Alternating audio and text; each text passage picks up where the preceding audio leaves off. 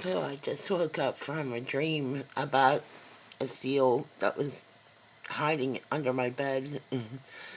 And there was a couple other parts of that dream that I'm going to share here in a moment. I've been having several dreams about babies, rescues, and this seal and otter. And obviously, there's a lot to that story, so I don't know.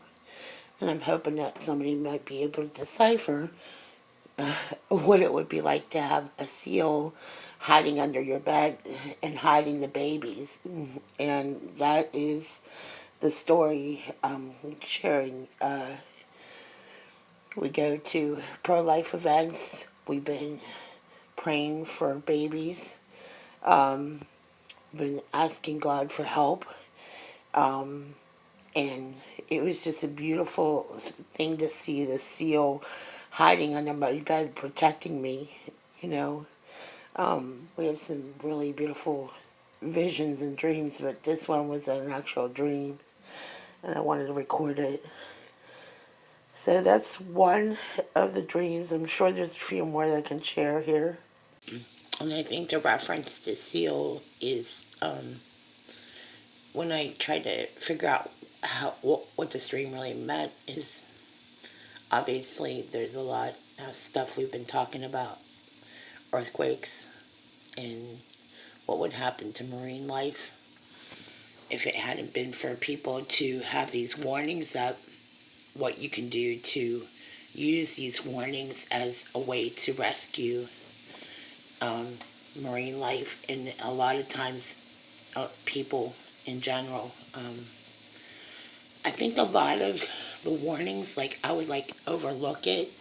I know this gives us some time.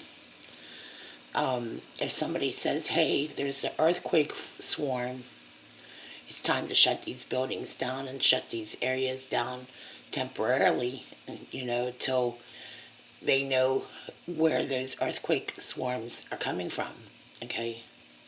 And I'm speaking to part 2 of what we were listening to from Mike from around the world.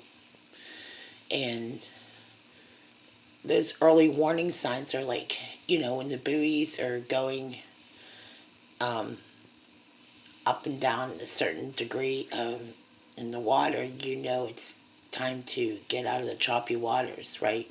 Especially if you are a boat owner. These are those warning signs. Dreams, warning dreams might be that might be a warning dream about some things that are coming. I've had several prophetic dreams, so I know that it means something. It just that's what it comes down to is the sanctity of life. That would apply to otters, seals, and those of you who have listened to my stories about my dreams. I've come to the realization that we can interpret them. We can interpret something that's a lot easier to interpret than some of the complicated ones. But that definitely seems like to me as a warning to be prepared for what is ahead. And when anybody gets a warning, you do something with those warnings. You don't ignore them at all. So what do we do when we hear about earthquakes and asteroids and fireballs that are exploding in Ohio? Well, obviously, I don't even know how you prepare for something like that, or what you would tell somebody like, hey, be careful driving because there's been a lot of activity in the stratosphere, like incoming fireballs, like explosions. You saw one in Russia. If you hadn't seen it, you can look it up on YouTube, where it was actually a dash cam of an explosion of a fireball. But again, these are signs of the return of the Lord, and these dreams are significant at times, especially if they make sense, which that dream makes total sense, that a baby seal, an otter, would be hiding under my bed way over here in Pennsylvania where there's no earthquakes. And I've been kind of concerned for some people who live out in the Midwest and the West Coast, especially on the New Madrid fault line, especially on the fault line. So talk to your friends and family about what is their disaster plan. Do they have a plan?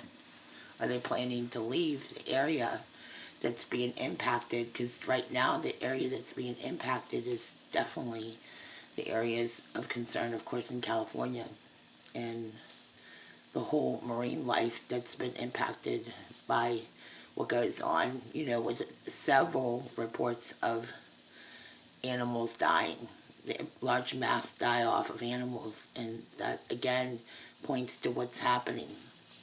Don't forget also, there were two oarfish that appeared and it beached themselves. So again, this is more signs and warnings from animals, that animals are giving us, the warnings. Just as much as we get warning dreams, animals give off an instinct. And people who are animal lovers get it. So that's about it for me for this part of the dream that I shared. Thank you for listening.